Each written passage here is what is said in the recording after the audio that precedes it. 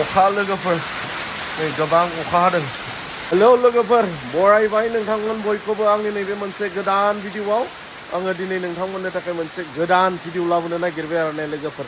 दिनैनि बे भिडिअआनो जागोन जोंहा अखा हानायनिसो भिडिअ जागोन दै। आं बेखौनो नोंथांमोननो दिन्थिलांगोन।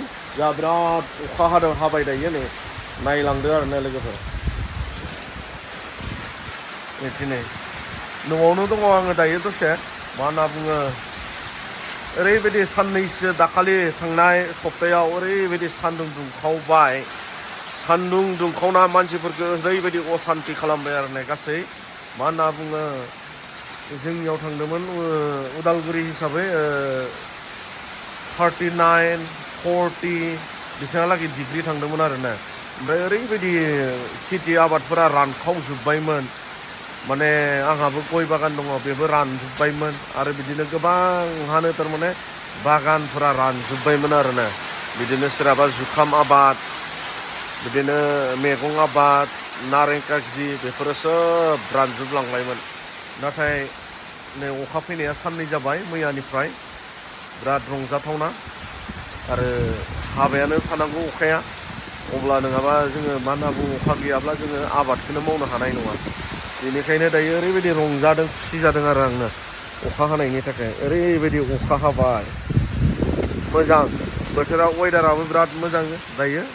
माने गरमखौथ' जों सैज्य खालामनो हाया नालाय। माने थान्दा बोथोरबाथाय ओरैबायदि मोजां नाङो आरो ना।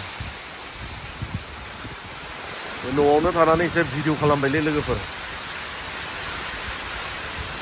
दे नायलांबाय था बिदिनो आङो मा भिडिअ लाबोनाय जायो दिनै। बबेथिं अखा हायाखै लोगोफोर खिन्थाहरदो। जोंनि उदालगुरियावथ' ओरैबायदि अखा आरो बार बारदों बार नै बार। ओमफ्राय आरो जोंहाथ' दिनै मा होनना बुङो एलार्ट होखादों नाथाय जोंनि उदालगुरिखौ होआखै दे। बाक्सा, चिरां, बिदिनो क'क्राझार गासै आसामाव 17टा स्टेटखौ थारमाने एलार्ट होनानै दोनदों आरो ना। दिनैनि बे साइक्ल'ना बबेथिं थाङो मिथिया।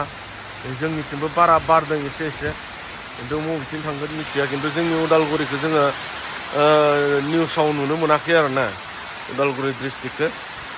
बेनिखायनो आङो आंनि भिडिअनि गेजेरजों नोंथांमोनखौ खावलायगोन नोंथांमोना दिनैनि दिनाव मा होनना बुङो साबधानै थादो। मानो होनना बुङोब्ला जोंहा बोथोर बिगियाना माने एलार्ट होखादों साइक्ल'न जागोन होननानै आरो बिदिनो गोबां अखा हागोन। नाथाय जोंनि उदालगुरिखौ होआखैब्लाबो सांग्रां थानाया मोजां।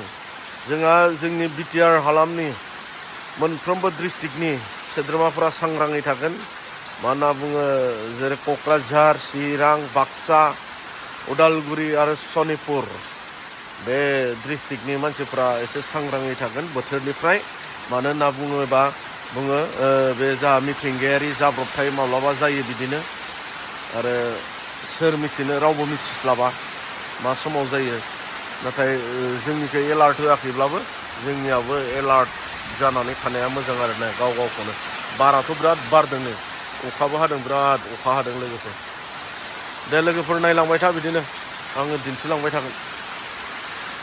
नैबे दै लोगोफोर नै मा होनना बुङो बेखौ थाराय होनना बुङो थाराय नै बिदि गोलाव ओमफ्राय हाग्रानि मैगं आरो ना जानांगौ बेखौ ओरैबायदि गोथाव जायो जाहैदों। मा होनना बुङो भाजियावबो गोथाव मैगङावबो जाजायो। आङो दा बेखौ अमा बेदरजोंसो भाजा संगोन आरो ना लोगोफोर नायलांबाय थादो। अमा बेदरखौ बरिया संना लाग्रोबाय नै दा बिनि उनाव बे थारायखौ होनोसै। थारायजों अमा बेदरजोंलै जोंहा दिनै एकदम सिम्पोल खाना जायो दे लोगोफोर हेभि जाया जोङो।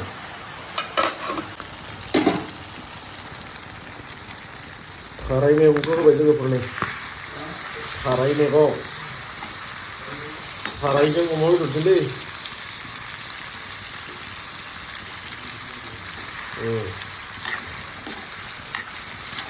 बरिया गोथाव जासिनो अमा मेजेम आरो थाराय बरिया गोथाव।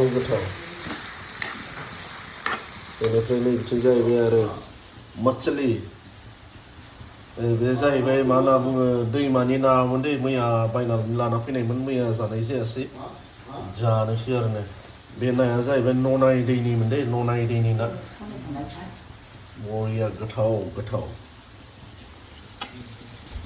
थारायजों अमा बेदर बेनिफ्राय आरो नैबे नाखौ मा बनायगोन फ्रायसो संनाय जासिगोन ना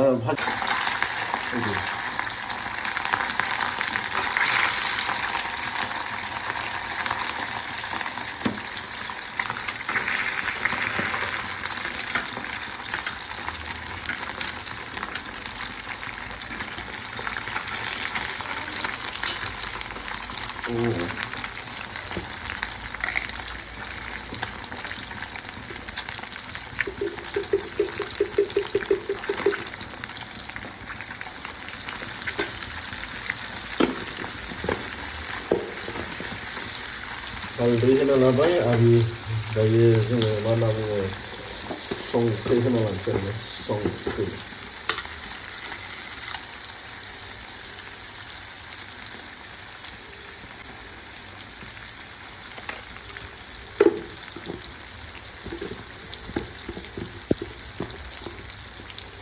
दैमानि ना गोथाव जाखागोन बेयो नुनायावनो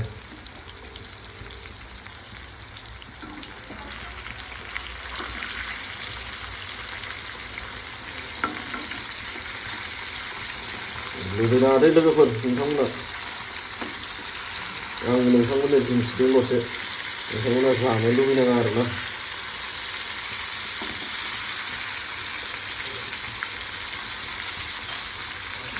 मच्छी मच्छी